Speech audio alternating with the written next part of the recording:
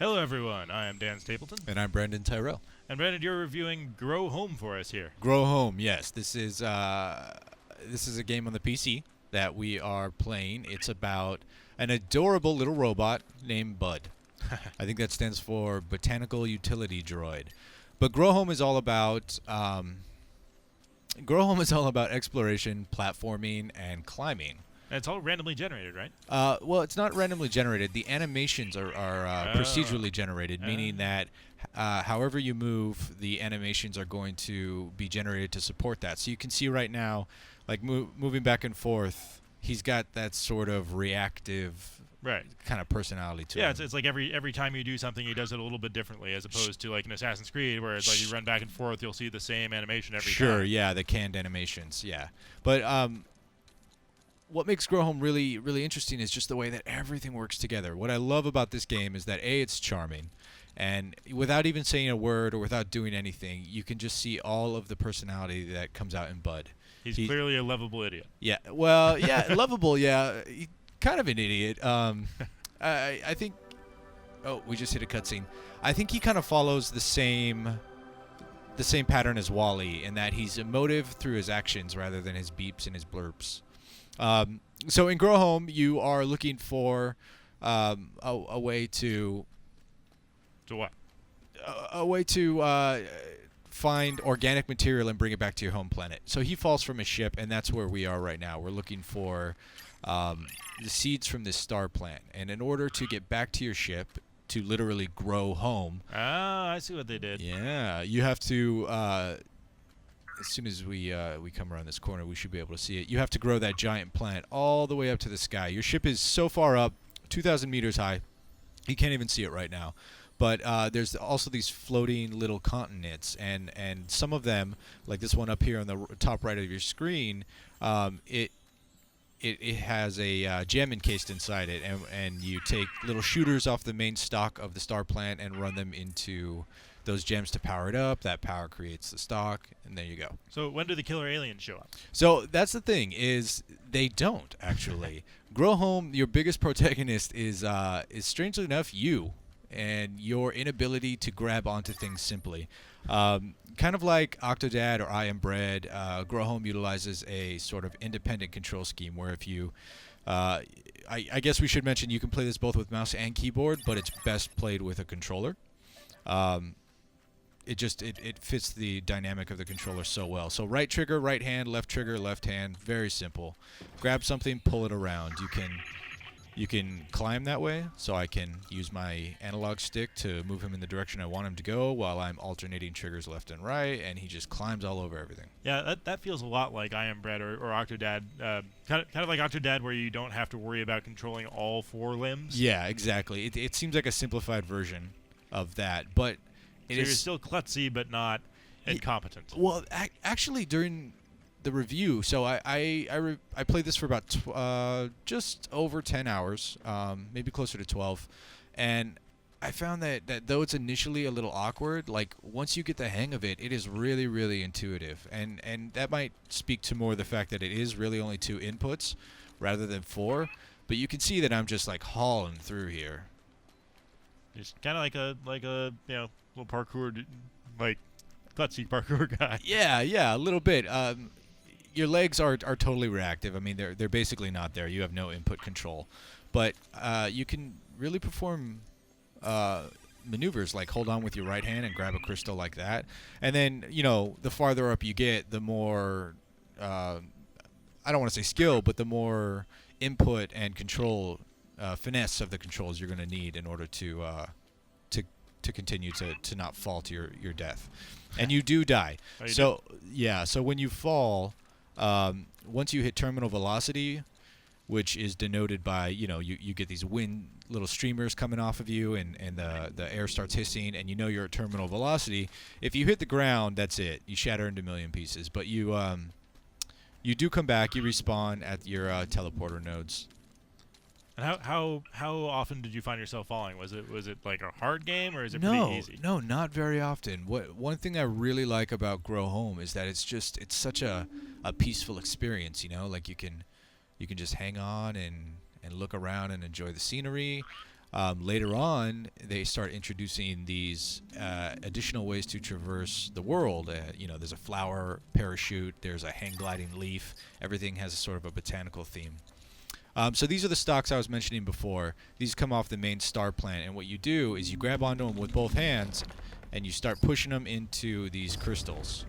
And once you connect with a crystal, that energy goes into the star plant. Plant grows higher. Okay. Keep doing that over and over and over. Eventually, you reach back to your ship. And how long did that take you to do? So it took me quite a while because there's definitely an exploration element in Grow Home. There are little caves hidden all over the place, and you might have seen me previously pick up these little gems. Actually, if you hear those chimes right now, the ambient chimes, that signifies that there's like a little power crystal hidden somewhere, so I'm going to go look for it, see if I can find it. So the chimes are lessening. And I fell. So, there are those little crystals that you can find and pick up, and at certain milestones, you unlock new abilities for picking up crystals. They increase your power. And I saw you had a jetpack at one point. I was looking over your shoulder. So yeah, that's one of the powers that you unlock at 20 or 30 or 40 crystals. You get a jetpack, and then it gets a little more powerful with the more crystals that you find. What's your favorite ability you got to use? I really like the leaf hang glider. It's not so much an ability as it is. Let's see, what am I doing here? I need to climb up. It's not so much an ability as it is just an item that you can find. But it really is just super serene when you climb 1,500 meters into the sky, jump off a stalk, pull out your leaf, and then just kind of float around.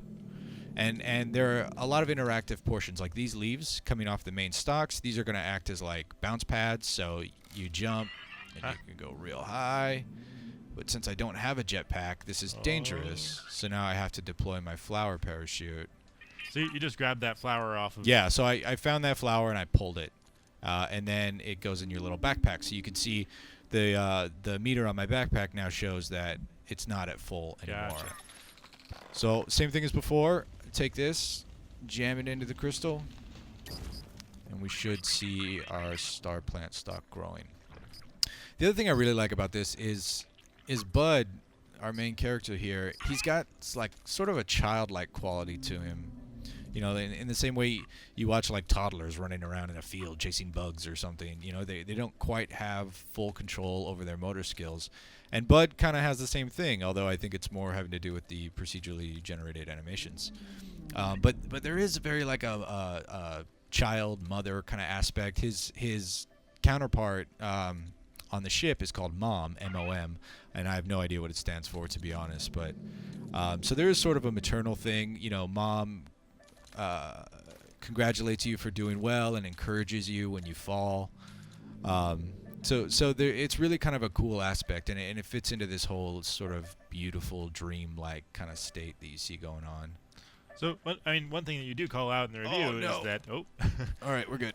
Is that that the animations do sometimes glitch out and just freak out. Sure. So, not so much freak out, but sporadically, because they're procedurally generated, they do get sort of stuttery. There are times where you're coming up, especially if you're in cramped spaces. These are checkpoints, by the way. You can use them to teleport, so if you fall, you can get back up after a while. But, in tight spaces, sometimes the animations will glitch out, get a little spastic, spaz out. But by and large, it's not a huge issue, especially compared to just how fluid and serene the rest of the game is. That those brief periods of, like, spastic sort of twitchiness, it didn't ruin the experience, but it's definitely noticeable because it is in such stark contrast to the rest of the game. So here's a power crystal that I was telling you about. Yeah. Grab these, pull them.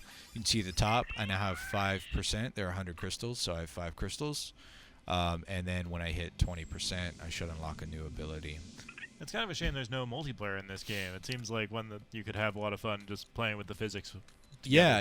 I could see you and your friend just, throwing stuff at each other or trying to knock each other off. But it is a single-player game. No cooperative multiplayer, no multiplayer of any kind. And like I was saying before, I was reading somewhere that people have been claiming they've finished it in about 3 hours, which, is fast. but it's not. Whoa. I got it. It's fast, but it's not. It's not, surprisingly fast. It's a short game, and though there's an exploration component, like I said, it took me a little over 10 hours to finally finish everything. But it's an experience that isn't there to, unlike Ubisoft's Assassin's Creed series or something, where there are a million things to collect and find. This is really just an expression. It's a simple game. Well, not simple, but it's very clean. Yeah, I mean, the objectives aren't complicated. No, not at all. Not at all. I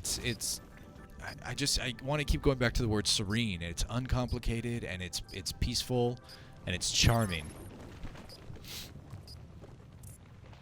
So you could see Mom encouraging us. But I guess the other complaint you had with it is that once you've been through it once, there's not a whole lot to come back for. So there is limited replayability, and I was grappling over how severe of an issue that is.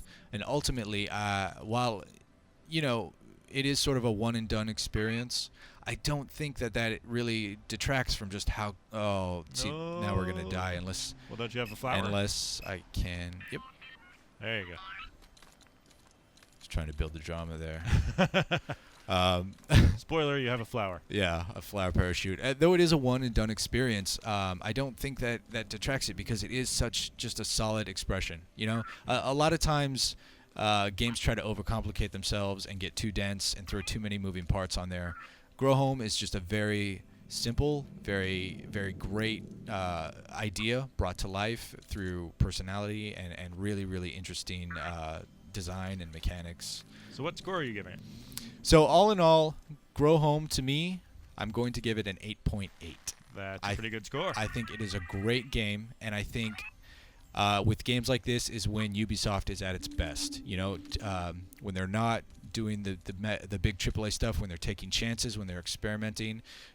Blood Dragon, Gunslinger, Child of Light, all Valiant Hearts, all really, really interesting games from Ubisoft, and I really hope that we see more from the publisher in sort of this same arena. Yeah, it's definitely unlike anything they've ever done before, so good for them. Yeah, I'm really impressed. All right, well, for more on Grow Home, make sure to stick it on IGN. Yeah. This is a pretty neat little game. Yeah, I think you're going to like it.